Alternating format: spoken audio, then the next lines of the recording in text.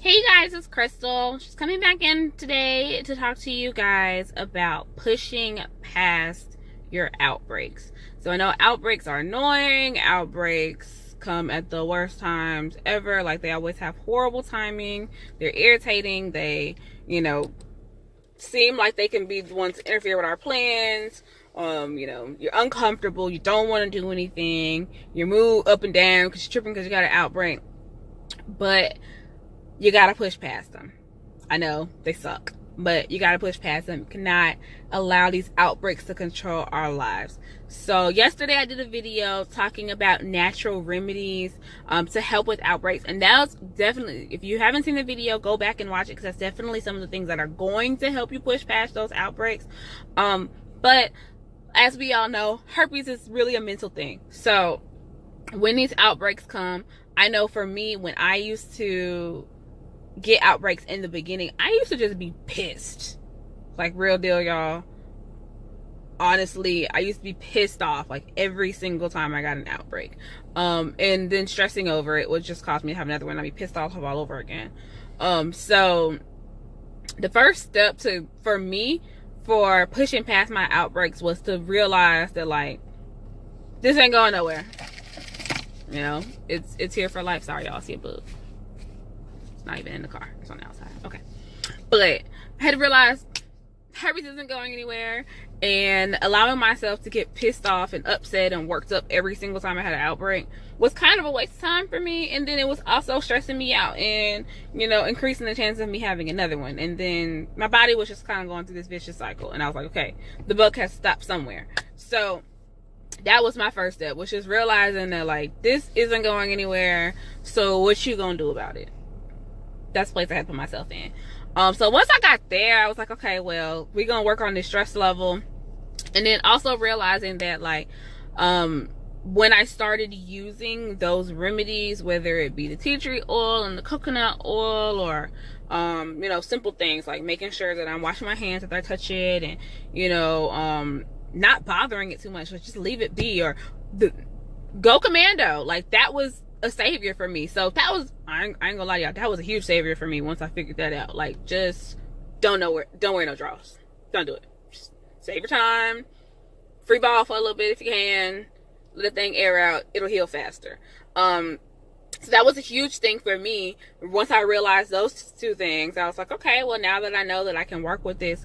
And then also understanding that I'm not the only one in the world with herpes. I know we like to believe that we're the only person in the world who are going through things, and our life is hard, and our life sucks, and nobody else understands, and everybody else is just crazy and insensitive because they don't understand what we're going through, which is not the case. Because I guarantee you, a whole lot of people with herpes, you just don't know they got it. So understanding that there are other people going through the things that I was going through, and then also reaching out for help when I realized that I needed it. Like, okay, I need some support. Nobody around me seems to get this. I got to talk to somebody who understands me. So once I did that, it made things a little bit easier. And then the biggest thing for me was just realizing that, like, if I don't find some type of way to push past these outbreaks, I'm gonna have zero fun. Because I'm not gonna lie to y'all, mine, especially in the beginning, were very uncomfortable, sometimes to the point of, like, oh my gosh, it hurts to sit, oh my gosh, it hurts to walk, just because of placement. I'm just like, what do I do? And so my breaking point for me was really my first year going to Overcoming Weekend, and we had gone to New Orleans, and I had, like, the outbreak of the century, y'all. And so I wanted to go, like, everybody, they excited, they ready to go turn them, we ready to go out. And I was just at some point like, oh my gosh, miserable, I don't want to do anything. And then it clicked to me, like, wait a minute, you don't spend all this money to come out here, you are around people who actually understand what the heck is going on right now. So it's okay to be like, look, I'm having an outbreak, y'all, help me out. I gotta figure out, because I was getting frustrated with, like, clothes. Like, oh my gosh, put this on, this is irritating me. Oh my gosh, put that on, that's not gonna work. I can't I like to dance, so I was like, I can't twerk in this, and I can't twerk in that, because it's gonna rub up against this, and it's gonna hurt, and this and that. And so I had to just get to a point where I was like, I don't care.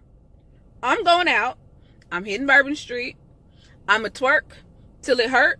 I'm a twerk till I can't twerk that thing no more. And then after I get to that point, I'm a twerk it again.